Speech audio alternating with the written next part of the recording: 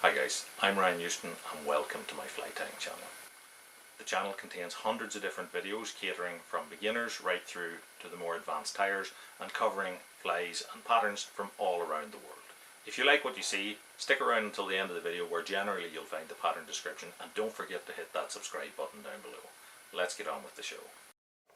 Hi guys, so tonight I'm going to tie a salmon fly. This is a pattern by a guy called Stephen Brennan, and it's called Glenmore Gold. Now Glenmore is a lot. It has been catch and release for quite some time, hence the single hooks. So the hook that is largely used to tie these is a trout hook, which is the Kamazan B175. To be honest, it's my choice of hook for a single as well, because a lot of salmon singles just don't translate into small flies for me. So this fly can be tied with or without a bead, but what we're going to do here is put on a 3.2mm chartreuse bead onto the hook.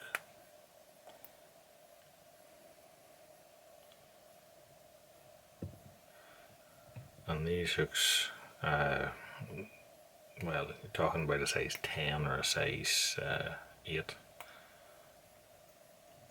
So small hooks. Talking to get down something similar to size 14s and 12s probably on the old Esmond Jury type triples, which would have been standard for tying our shrimp flies on. So I'm putting on my black thread. You can see that the bead is still moving, but I'll show you what I'm going to do with that. Thread wise, I'm going to use this Vivus 12-0 black.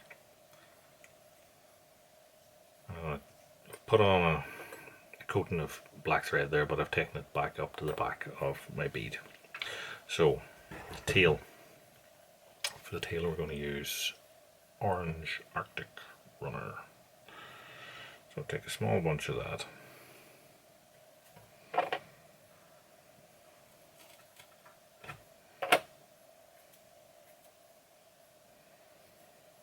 And then I'm going to measure this up for length.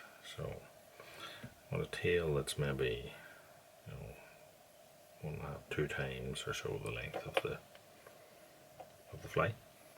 So once I've held that in position, what I'm going to do is I'm going to cut that off square and take a super glue, and I'm just going to put a blab of super glue on that. Now in this case, because it's a tail and it's going under the body, I'm not worried about that wicking down it because I actually want it to. I'm going to push the tail fibres up to the back of the bead, and then I'm going to wrap back.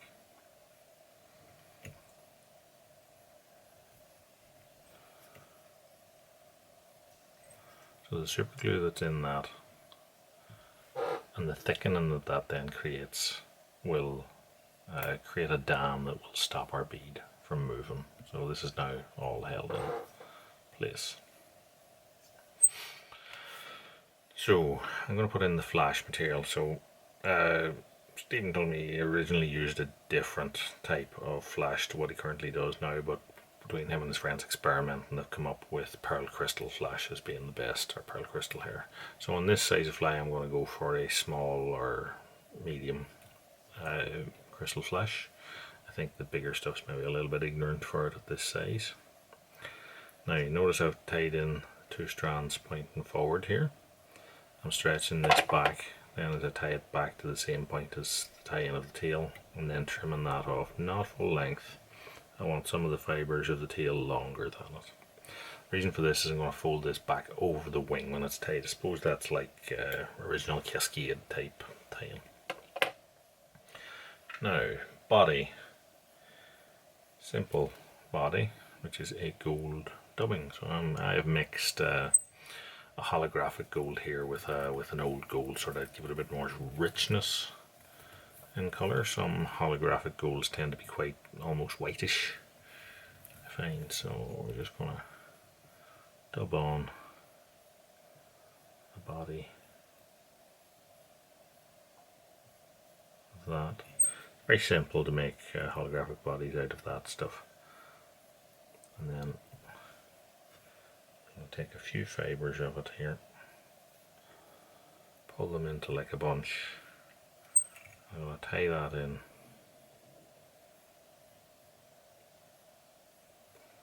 Tie it back, so that's going to be like an underwing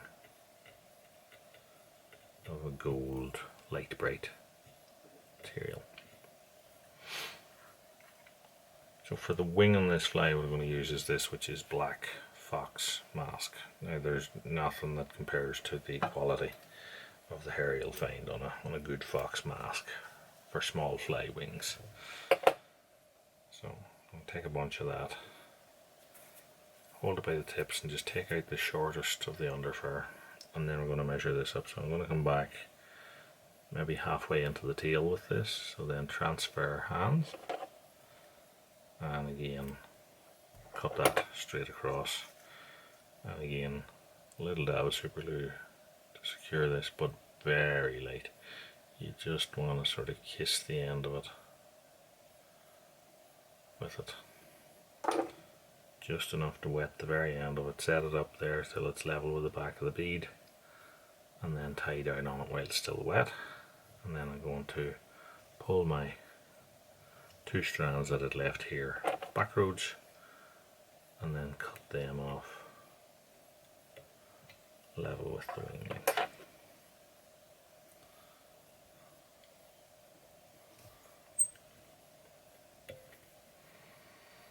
So one thing that you'll notice with any pattern of Stephen's is that he does not use jungle cock. He does not believe it is necessary, and maybe it catches fishermen more than fish, but it is not included in the dressing of this fly, certainly not the original of it. So hackle then is an orange hen. So I'm informed that Met's orange hen hackle is the way to go, and that's maybe slightly stiffer than their standard hen. So I'm just taking a hot orange hen hackle here. I've doubled it over, I've nipped out the tip, and then I've taken a few fibres and folded them back here, so I have this little V or gap. Push that against my side of the fly as I'm tying, so that the V or the gap between the fibres is directly opposite my tie-in point. Then I fold it back, and then we will wrap that on.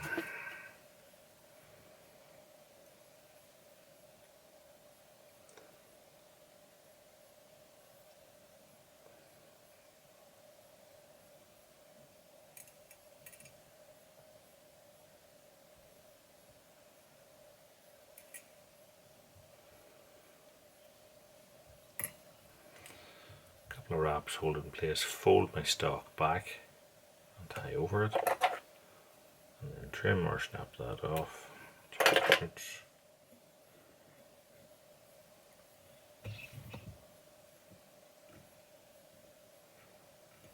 And then we just need to finish off that collar.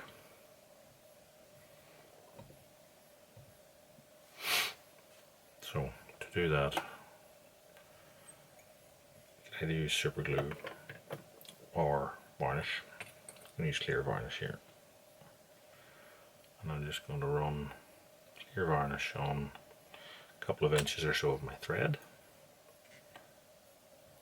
so all these little beads are on it, and then I'm going to wrap that tie-in collar. So I'm creating like a collar of varnish, and then I just quickly finish into it.